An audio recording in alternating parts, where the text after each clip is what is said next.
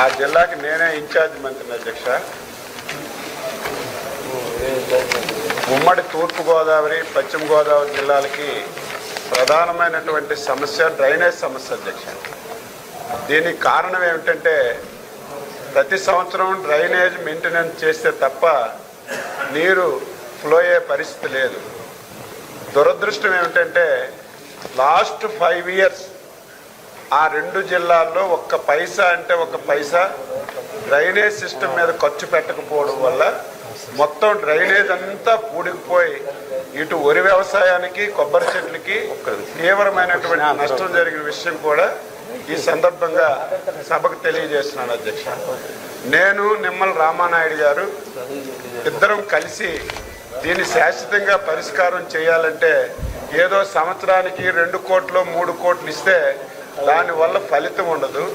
ఈ 2 జిల్లాల్లో సమగ్రంగా డ్రైనేజ్ సిస్టమ్ మార్చాలంటే మనం ఒక ప్రాజెక్ట్ రూపంలో తీర్చుకోవాలని చెప్పి ఆలోచన చేసి 15 కోట్ల రూపాయలు అధ్యక్ష ఓన్లీ దాన్ని ఎస్టిమేషన్ వేయడానికి సర్వే చేయడానికి రిలీజ్ చేశాం అధ్యక్ష. ఇప్పుడే గౌరవ సభ్యులు చెప్పినట్టుగా రైడార్ సర్వే జరుగుతుంది.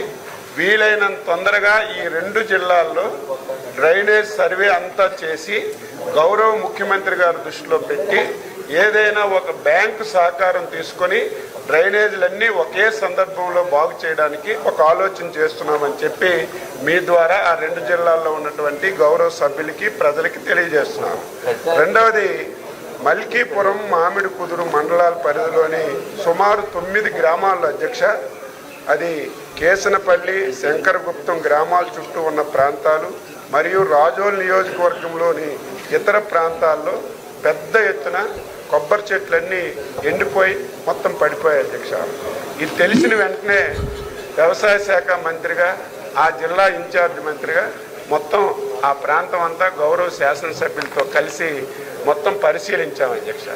తరువాత గౌరవ ఉప ముఖ్యమంత్రి గారు కూడా ఆ ప్రాంతానికి వెళ్ళి ఆ ప్రాంతం అంతా కూడా పరిశీలన చేసి ఏదైతే సమస్య ఉందో ఆ సమస్యని తెలుసుకోవడం జరిగిందని చెప్పి ఈ సందర్భంగా తెలియజేస్తున్నాను అధ్యక్ష. అదేవిధంగా గౌరవ సభ్యులు నష్టపరిహారం అడిగారు. ఒక్కొక్క కొబ్బరి చెట్టుకి 1000 రూపాయల చొప్పున నష్టపరిహారం ఇవ్వాలని చెప్పి ఒక ఎస్టిమేషన్ కూడా చేశాం. దాదాపుగా దీనికి 10 కోట్ల రూపాయలు అవసరం అవుతుంది. ఫైనాన్స్కి పంపించాం. దాన్ని కూడా ఇవ్వడానికి మేము ప్రయత్నం చేస్తున్నాం అధ్యక్ష.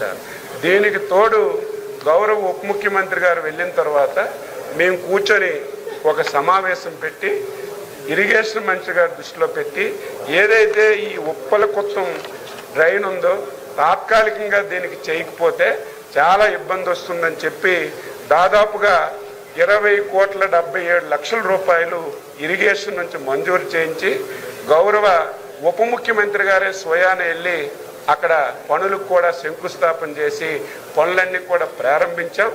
తప్పనిసరిగా ఈ సంవత్సరం ఆ ప్రాంతంలో తాత్కాలికంగా ఈ డ్రైనేజ్ పనులన్నీ కూడా పూర్తి చేస్తే ఈ సమస్య నుంచి అధిగమించవచ్చని చెప్పి తెలియజేస్తున్నాను అధ్యక్ష. అదేవిధంగా ఈ మధ్యకాలంలోనే కేంద్ర ప్రభుత్వం రీప్లాంటింగ్ మరియు రిజర్వేషనేషన్ అని చెప్పి ఎక్కడైతే కొబ్బరి చెట్లు ఓల్డ్ అయిపోయాయో ఎక్కడైతే కొబ్బరి చెట్లు పాడైపోయాయో ఆ ప్లేస్లో కొత్త కొబ్బరి చెట్లు పెట్టడానికి ఒక అవకాశం కూడా ఇచ్చింది. తప్పనిసరిగా ఆ స్కీమ్ కూడా ఆ ప్రాంతంలో అమలు చేసి కొత్త కొబ్బరి చెట్లు పెట్టి మళ్ళీ రైతుల్ని ఆదుకోవడానికి అన్ని విధాల ప్రయత్నం చేస్తామని ఈ సందర్భంగా తెలియజేస్తున్నాను.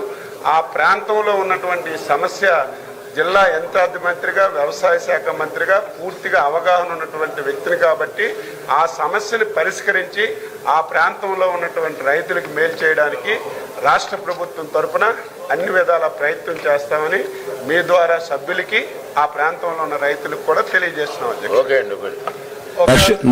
Next question 117